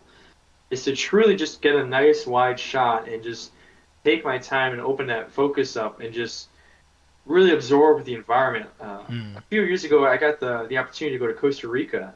Hmm. I couldn't even shoot my camera because just right in front of me it was just I love the jungle. It was beautiful everywhere. Would you say there are also like sometimes moments where you are not able to capture it? Uh, in that movie Contact, she Hmm. said after she went is that they should have sent the poet. I don't even have words that can describe it. Hmm. Is that those are times when there's no point in taking out your phone or your camera. Mm. Yes, you can capture things all the time, but if you don't truly appreciate with your bare eye, the phone isn't going to be utilized like the same tool that you are capable of using it. I see this every time when like people are on concerts or something like that. I'm not much of a festival person or like concert person. I enjoy that kind of stuff, but it always fascinates me. People put out their phones and like trying to capture this moment, and like it's gonna look shit on your phone. The sound is gonna be completely destroyed. What are you doing here, anyways? Well, it's like people don't capture the way it used to be too, like the '90s and the '80s. It's like you and your girlfriend, you go to like a festival and you hear the song that you two both like. It's like isn't the thing that's like that's the song you like and you're at a festival. You two turn to each other and kiss each other or do Hmm. something like. Don't just take out your phones and be tagging each other. Like, oh, it's a different experience. And the Hmm. way you bring up lighting and darkness with The Godfather earlier, Hmm. I can relate that back to an interesting one that I noticed a huge one from my friends who do lighting. They talked about Nine Inch Nails when they played in Lollapalooza. I Hmm. think it was like 2016 or 2011. It was there's a huge difference where they had a huge light show, but it was a similar style where the whole show was a story. As each song changed, they had these moving like light LED panels where they were like video panels, Hmm. and they were on carts and they would move around to the stage. And at first you could see Trent Reznor, and there were like lights and beams from a form actually Hmm. pointing at you, the audience, and it would trigger with the time. It was like boom, ba-da-doom, and the lights would trigger going outward, and it was just like they used more negative light in the absence of light to create more value with the shadows you do see. Hmm. And you really don't see that in concerts. A lot of it's just light, light, light, light, light, flashy stuff all the time. Hmm. Hmm. Because Nice. the most recent one I saw was 2016. I went to Spain to see Massive Attack, Hmm. and they had a very similar show. But do you think, genuinely, do you think most of the people who are at these concerts are gonna be aware of the the craft that was put into this whole thing. I hate to say it, but it's most likely no. Mm, It's lost in them because the other side of it is that aside from the fact that the audience may not be enjoying it, you also have to remember the artist is looking back at the show, the management of the artist, and then the people selling tickets. So other people are looking at it from the production aspect. hmm. Yeah. But yeah, I don't see you taking taking videos on like concerts and stuff. It's always something that has it makes me laugh thinking about this because I did it as well myself. I did it once, and I was checking those videos back at home. I got the audios completely off. There's no chance you can capture a few things you just cannot capture. Yeah. It's the best way to do a concert, and it's quite logistically. It requires a lot of stuff. Is that you have to have multi cameras. I think there's no good way to evidence a concert.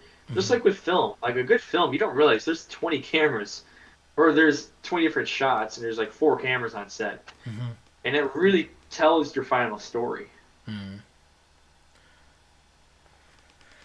I'm thinking about have you seen like some of Iñárritu's work? I'm talking like The Revenant and stuff like that. In the what work? Again, sorry. Uh, I'm sorry, I missed that. The retweets work? Oh no. Have you seen The Revenant? This I have not. okay. Well, this is like I don't know if you have seen Iñárritu's work in any way. It's like this. He's like obsessed with this one shots. You know, like this single take. I think it's called. And I've seen directors jumping on this trend, like doing like I think it started with Goodfellas. I don't know if you know the single take in Goodfellas. I'm familiar with which scene exactly. Well, you know where he's taking his girl down to the restaurant and they walk past the kitchen and all those cooks and all this stuff, through the back door basically. Basically, taking you through her first time experience. And she's like, "Who is this guy?" He's like, he knows everyone. They're treating him like Mm, this table just came out of nowhere.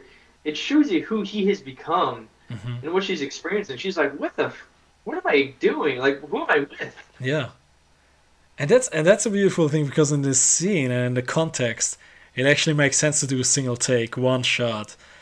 But nowadays, it's just like a kind of a competition, you know. People do like, oh yeah, I got a 7 minute one take. I got a 9 minute one take. It's like there's been this movie out. It's called 1917 by Sam Mendes, I think. And yeah, it's just that, like this movie boasts over its like tagline. Yeah, this is like a movie completely shot in one take and all this stuff. And it's yeah, I think people missing the point.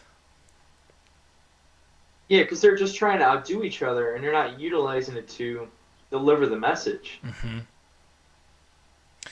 Yeah, that's a bit like that brings me a little bit to the thumbnail I created for this whole thing, style over substance, because yeah, of course the one take can be stylish. Like if you don't cut away for 10 minutes, it's cool, it's stylish. But is there any substance behind it if you just do it for style's sake? Yeah, if you don't enjoy the style, even like look at the rabbi in the little GIF you have. He's got a Mm, nice suit. It's well fitted. He's got a tie on, and I guess cufflinks. Everything's really aesthetically. He's like a well mannered gentleman, and way everything's fit on him, mm, and it's just really confusing because in this lucky number Slevin, they don't leave their respective homes in fear of each other. So hmm. who's he really dressing up for? That's a good yeah. You got a good one. Hey, son. Yeah, just want to make me rewatch the movie, man. It's it's crazy. Yeah, but I believe that makes a good movie. Like we sit here talk around this stuff about for 2 hours and something. But most movies are like, wow, that's a cool flashy image. Wow, that's another cool. That makes a good GIF for a tweet. Boom, that's it. You know, it's like Hey, this is like a 30-second of like Fight Club. All right, you're gonna talk about Fight Club. It's like, what's really going on? Why am I mm, addicted to it? mm. And I see this trend when it's all like those, like most movies nowadays. I have the feeling they're being cut by the guys who actually do the trailers. You know, it's like movies are The being, people who spit out the money. Here, I want this thing. I want it to look like the latest video on YouTube. yeah, actually, yeah. You probably haven't seen Suicide Squad, not the new one, but the one from 2017. And this movie was. Oh, oh! Don't make me vomit. And did you know that this movie was actually made, or I think cut, by a trailer department? Which means there are guys who normally just cut trailers, and it shows. It totally shows. I mean, that shows on top of how horrendous the story is. So let me ask you which. I watched this. Like these guys they committed crimes and they're supposed to be in jail and prison and they'll kill anyone and they're afraid of some guy who's keeping them from seeing his family. It's like it doesn't read like the characters. Yeah. No one know how to write characters. Jason, I gotta ask, which context did you watch this movie? What made you watch it? Suicide Squad. Yeah. I watched it and all right. Why is this a thing? And why is every girl this Halloween wants to dress up as this girl? And I was like, all right, I got to figure out what's this movie about. And I was thoroughly disappointed. So yeah, I'll give that one a -1. Okay, yeah, I was talking to Alex already. I was like, yeah, maybe we're gonna roast this movie on this show as well. we might do it. It's super entertaining, man. Do you? I mean, I'm talking to you now, Jason. I would consider yourself a genuine lover of cinema. Someone who really, you enjoy good movies. You love good movies. But can you enjoy laughing about really bad movies, or is it like you can't stand it? Because, for example, I can watch Suicide Squad. I can laugh about it because it's so bad. I can turn my brain off and I'm like, okay, I'm not taking this seriously. Can you do as well, or are you like more serious about it? That's my weakness. I can't do that. And I met guys who they're obsessed with 80s B horror movies. And when I sit there, I'm just like, all right, I gotta go. I just can't. I can't do it. It's my flaw. I have a level, and that's beyond my level. No, I'll just get out the door and go. Let's see. Yeah, I mean, it's like, see, I'm having fun, and I had fun the last couple of episodes because that's basically what we did. We did like a kind of like a roasting. We did the roasting weeks on Red Smoke, so to speak. And as for me, I enjoy it. I enjoy talking about like really, really shitty movies because I can actually learn a few things. I can actually learn a lot by people making bad movies. But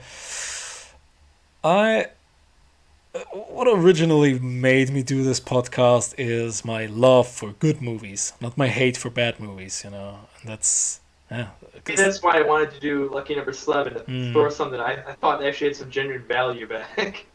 Yeah.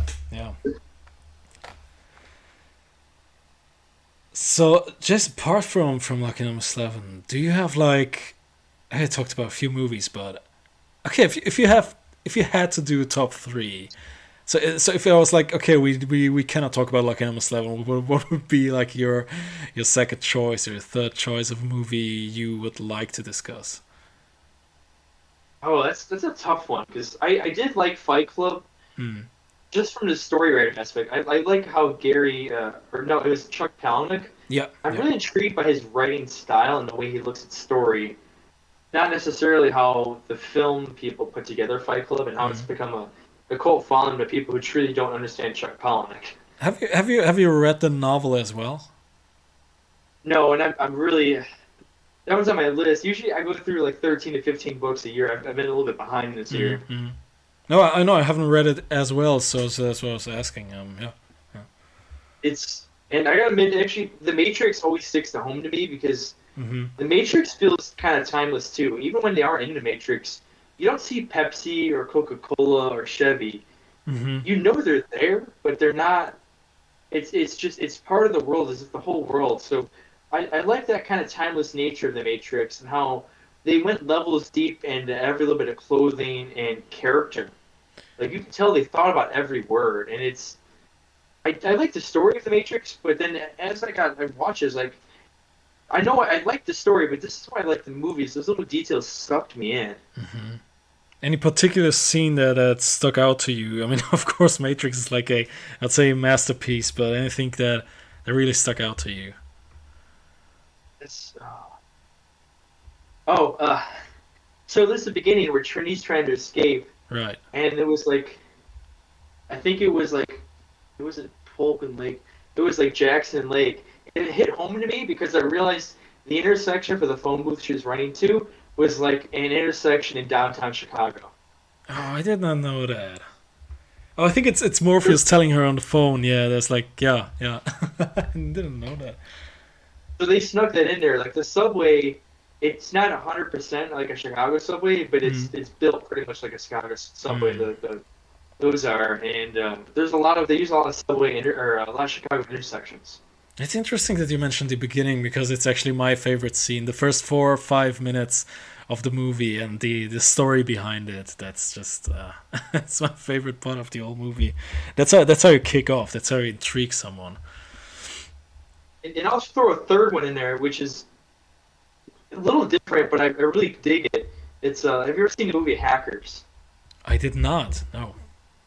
It's an old '90s one, and it feels very '90s kind of high school college vibe. Mm. Uh, but it's it really fascinates me in a lot of ways. Just the details and the character plot and the back and forth. It's Mm. like I can't help it. I'm a bit of a rebel inside, and just those kind of hone to me. It's like you can do whatever you choose. It's kind of my career path. It's like if you just do something because you want to do it and you're passionate about it, you're going to Mm. make money and you're going to figure out how to grow it. Right. Don't worry about the other things. Yeah, that's like so much. There's just so much love in the Matrix. There's so much love put into there. Uh, yeah, it's crazy how much creative freedom they've been given to make this movie. It's still awful to me. It's yeah, it's very different in those manners. It's because the Matrix. It's how much money there was. I mean, how much money do you really think the first Matrix cost? And they just spent the money focused on delivering a story. And you're just wow. It's like how many cars got destroyed? How Hmm. many, every time their guns getting shot, you get so much permits and professional people to deliver every scene. It's custom clothes, all the little scenes where they have the little things embroidered on their hands, their little the robotic parts. Hmm. Dude, that had to cost so much money in prep. Absolutely. I don't know if you're aware of this. I see it's like a tale from the internet. I don't know if it's actually true, but apparently the Wachowski brothers had like they were given I think a budget of maybe 20 million from Warner Brothers, and they put all the budget into the in the first 4 or 5 minutes, and they gave it to Warner Brothers like, yeah, here it is. They're like, okay, shut up and take my money. It's like they actually risked. So I don't know if it's true. I don't know, but it's like one of those tales from the internet, and it's it also I think that's the part that makes the first 5 minutes so my favorite part of the whole Matrix. It's like wow, okay, 20 million, like that's the best way to ask. I want more money. yeah, but like just thinking, uh, them messing it up, and going back to one of us, like, hey, we did like 5 minutes of footage. They're watching it and say, what the fuck did you like produce there? It's like so perfect. But yeah, well, essentially what they did was they did a $20 million pitch. The first 5 minutes are basically a pitch for Warner Brothers.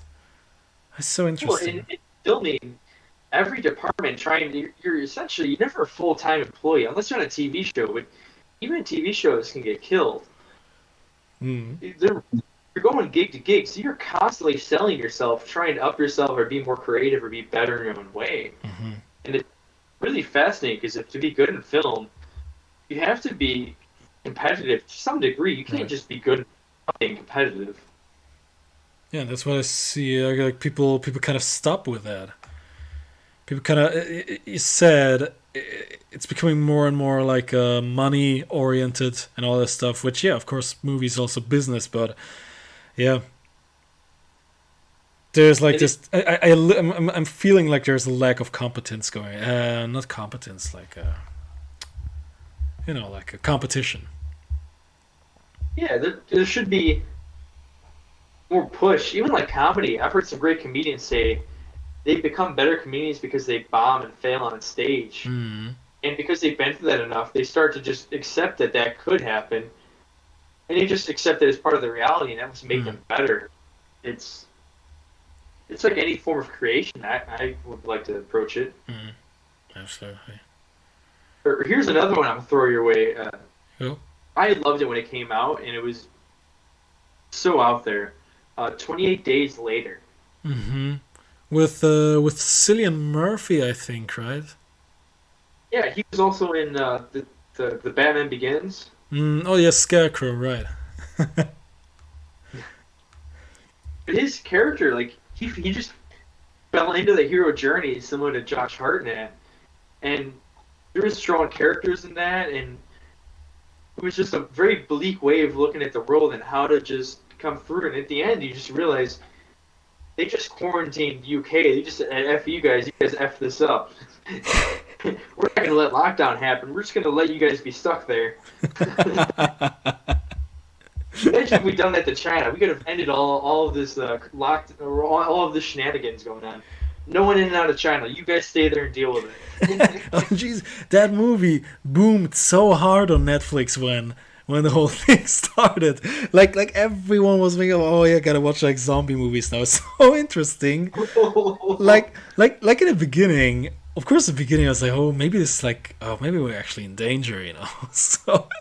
So you're like, oh, maybe prepare. And the first reaction people have is, I'm gonna watch some zombie movies now. It's so interesting, man. Let's curse ourselves and scare ourselves. We're already stuck inside. Yeah, it's basically like this is so like when it's Halloween, I'm watching like horror movies and all this stuff. It's yeah, I just don't get it. What's your take? You already said you hate B horror movies and all this stuff. Do you have like a heart for horror flicks at all? I think the nearest one is like Dawn of the Dead, the original. Mm. I think it came out in like what 2001, I 2002. guess, yeah. It seemed actually kind of realistic. Like that could realistically happen. Like they'll hide in the mall, Mm, and then there's a gun shop nearby.